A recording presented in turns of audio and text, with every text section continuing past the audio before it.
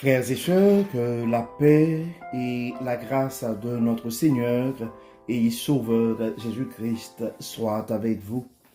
Ici AWH Redemption Ministries pour notre méditation de la semaine pour ce dimanche 6 juillet 2025. Toujours, frères et sœurs, dans la mission de vous accompagner dimanche après dimanche, semaine après semaine, mois après mois, trimestre après trimestre, année après année sur le chemin du royaume de Dieu. Car l'essentiel, frères et sœurs, est dans le royaume de Dieu. La force est en Dieu. L'abondance, frères et sœurs, est en Dieu. La sagesse est en Dieu. Et surtout, l'espérance est en notre Dieu. C'est pourquoi d'ailleurs nous nous répétons à chaque instant, frères et sœurs, cherchons d'abord le royaume de Dieu et sa justice, et toutes les autres choses nous seront données en plus. Donc nous sommes déjà le 6 juillet 2025, frères et sœurs. C'est notre première sortie pour ce 7e mois de l'année de la miséricorde de Dieu. C'est notre première sortie, notre première méditation pour le 3e trimestre de l'année 2025, qui est l'année de la miséricorde de Dieu à AWH Redemption Ministries. Oui, frères et sœurs, nous sommes déjà rendus au 7e mois de l'année, au 3e trimestre de l'année. Donc la première question à nous poser ce matin, où nous nous sommes rendus dans notre parcours sur le chemin du royaume? Où tu t'es rendu, mon frère? Où est-ce que tu t'es rendu, ma soeur, dans ton parcours, dans ton progrès et au niveau spirituel pour l'année 2025, qui est l'année de la miséricorde de Dieu. Donc, comme d'habitude, frères et sœurs, pour ce mois de juillet, nous allons commencer avec une nouvelle série. Et cette série va nous parler de la justice de Dieu. Donc, la justice de Dieu, un fondement de droiture. La justice de Dieu, un fondement de droiture, c'est ce thème que nous allons voir pour le mois de juillet, cette série. Donc, en fait, frères et sœurs, des fois, on pourrait se dire, il parle de la miséricorde de Dieu, mais c'est quoi le lien entre la miséricorde de Dieu et la justice de Dieu? Donc, au cours des différentes méditations pour le mois de juillet, des différentes parties de cette série, vous allez découvrir c'est quoi le lien. Mais la seule chose que tu dois avoir en tête, mon frère, la seule chose que tu dois avoir en tête, ma soeur, la justice de Dieu n'est pas en désaccord avec la miséricorde de Dieu. La justice de Dieu n'est pas en désaccord avec la miséricorde de Dieu. Donc, la justice de Dieu s'intègre en fait dans la miséricorde de Dieu. C'est pourquoi pour le mois de juillet, nous allons voir ensemble, frères et sœurs, et la justice de Dieu, un fondement de droiture. Donc, pour notre première partie, pour ce premier dimanche du mois de juillet, nous allons regarder la justice de Dieu, source de vérité et d'équité. Nous allons regarder ensemble la justice de Dieu comme source de vérité et d'équité. Et l'un des textes de référence que nous avons ce matin, frères et sœurs, c'est la parole que nous trouvons dans le psaume 89, verset 14. Ça dit, la justice et l'équité sont la base de ton trône. La bonté et la fidélité sont devant ta face. La justice et l'équité sont la base de ton trône. La bonté et la fidélité sont devant ta face. Donc, pour ce matin, nous allons explorer, frères et sœurs, comment la justice de Dieu est la source ultime de vérité et d'équité. Donc, regardons, frères et sœurs, en fait, la justice de Dieu, en fait, embrasse la miséricorde de Dieu. La justice de Dieu embrasse la miséricorde de Dieu. Donc, la parole nous dit que, frères et sœurs, la justice de Dieu est le fondement de son règne. Et puisque 2025 est l'année de la miséricorde de Dieu à AWH Redemption Ministries, il est essentiel, frères et sœurs, de voir que justice et miséricorde ne sont pas opposées dans le royaume de Dieu. Par contre, elles travaillent ensemble, justice et miséricorde. Donc la justice de Dieu est toujours accompagnée d'amour, de bonté et de fidélité. Donc la justice de Dieu nous encourage, mais elle ne nous détruit jamais. Elle révèle, en fait, la justice de Dieu révèle la vérité, mais elle nous attire dans la restauration. Elle nous attire dans la restauration. Regardons un peu, frères et sœurs, la définition et l'importance de la justice de Dieu ou la justice divine. En fait, la justice divine, frères et sœurs, c'est l'expression parfaite de la droiture de Dieu. Donc Dieu est miséricordieux, mais Dieu est droit aussi, Dieu est juste. Donc la justice divine est l'expression parfaite de la droiture de Dieu. C'est en fait le socle de son autorité. C'est ce qui fait de Dieu un Dieu stable, un Dieu immuable et absolument équitable, frères et sœurs. Donc, contrairement aux jugements humains qui sont parfois biaisés, la justice de Dieu est toujours fondée sur la vérité.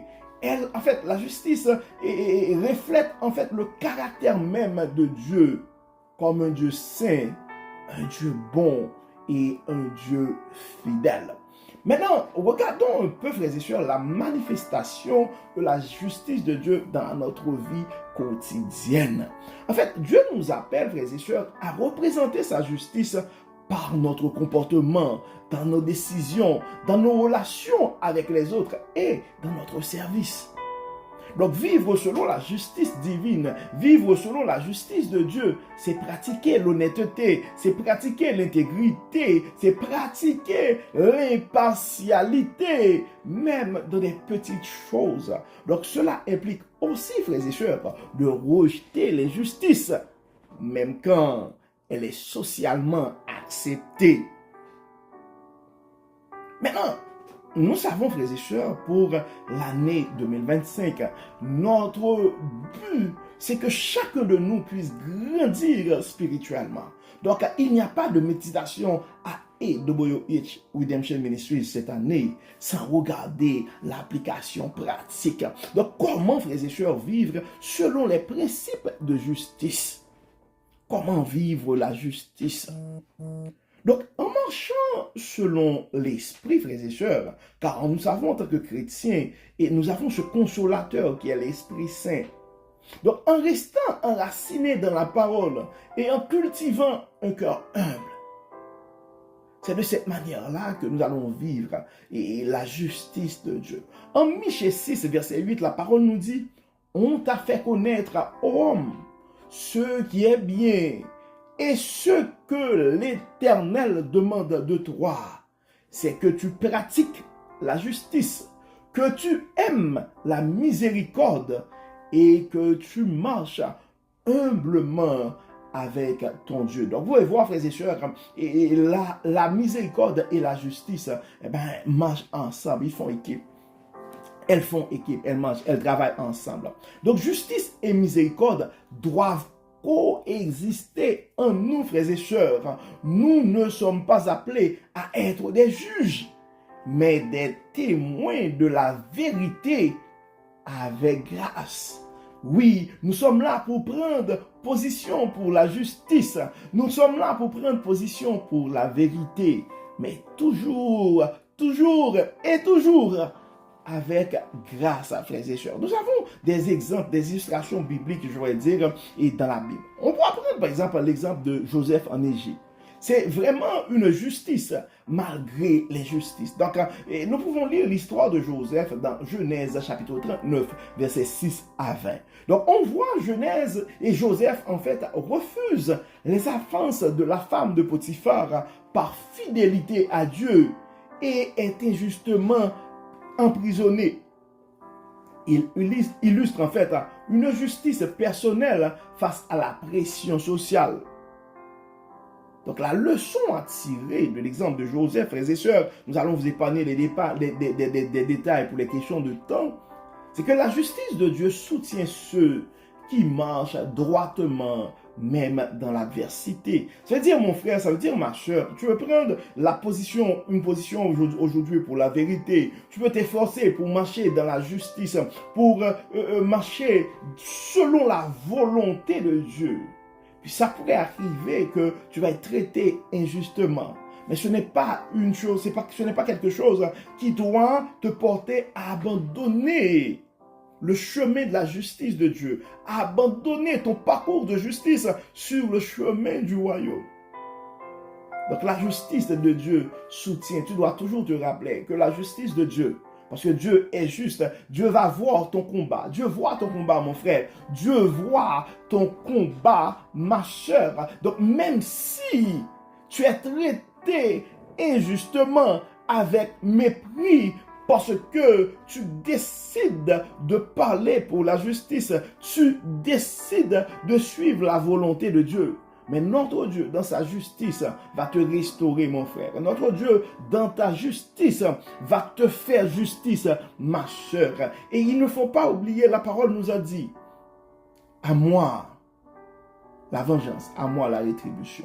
Ce n'est pas à toi de te rendre justice, mon frère. Ce n'est pas à toi de te rendre justice, ma soeur. Mais tu dois te rappeler, dans ton combat ce matin, la justice de Dieu soutient ceux qui marchent droitement, même dans l'adversité.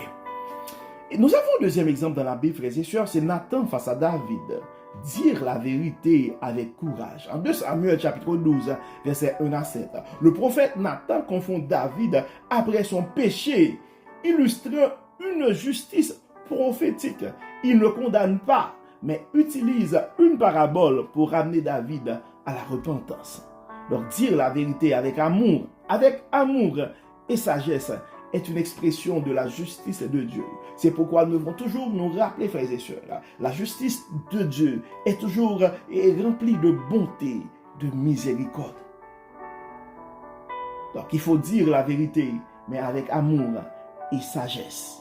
Donc dire la vérité avec amour et sagesse est une expression, frères et sœurs, de la justice de Dieu.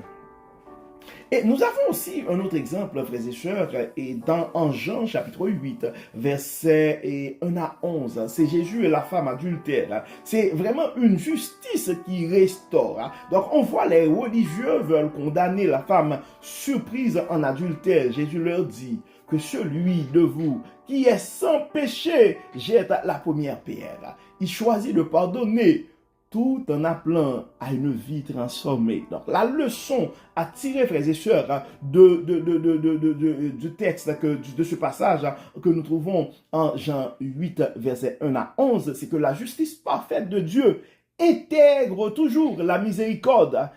Elle ne rejette pas, elle relève. Donc, en ce dimanche 6 juillet 2025, frères et sœurs, je nous appelle à embrasser sa justice, non comme une lourdeur, mais comme une lumière pour notre chemin. Alignons, frères et sœurs, notre vie sur ces standards divins, pas sur ceux du monde. Alignons notre vie, frères et sœurs, sur la justice divine et non pas sur la justice humaine. Donc rappelons-nous, frères et sœurs, que la justice de Dieu n'est pas un fardeau, mais c'est un appel à la liberté dans la vérité. Donc nous savons, frères et sœurs, que nous ne pouvons pas vivre dans la justice de Dieu sans l'aide du Saint-Esprit, C'est pourquoi nous allons prier ce matin. Nous allons prier pour que Dieu puisse nous faire grandir, en nous un cœur juste, sensible à la vérité et à l'équité. Prions le Seigneur. Dieu 3 fois saint, Père éternel, nous te disons merci pour ton amour. Merci Seigneur pour la manière que tu nous révèles ta parole ce matin. Fais grandir en nous, Dieu clément, un cœur juste, sensible à la vérité et à l'équité. Aide-nous, Dieu clément, à marcher dans ta justice, sans jamais oublier ta miséricorde. En ce moment spécial, Dieu clément, permet que nos vies deviennent le reflet de ton trône où la justice et la bonté s'embrassent. Accompagne-nous, Dieu clément, enlève-nous tout ce qui n'est pas de toi. Dans notre cœur de pierre ce matin, mets ton cœur de chair. Aide-nous, Dieu clément, à prendre position pour la vérité, à vivre selon ta justice, mais toujours avec un cœur plein de bonté, plein d'amour et de miséricorde. Pardonne-nous, Dieu clément. Guéris nos frères et sœurs qui sont malades. Guéris, Seigneur, bénis et protège. Au nom de Jésus, nous prions ce matin. Amen. Amen. Frères et sœurs, nous arrivons au terme de notre méditation pour ce dimanche 6 juillet 2025. Nous espérons que votre âme a été bénie. Et d'ici là, nous vous souhaitons un très bon dimanche, un très bon mois de juillet sous le regard du Dieu Tout-Puissant. Que le Seigneur nous bénisse, que le Seigneur nous accompagne afin que nous puissions vivre selon sa justice, selon la vérité. Au nom de Jésus. Amen. Amen. Encore une fois, bon dimanche, frères et sœurs. Et à demain. Bye bye. Bye bye.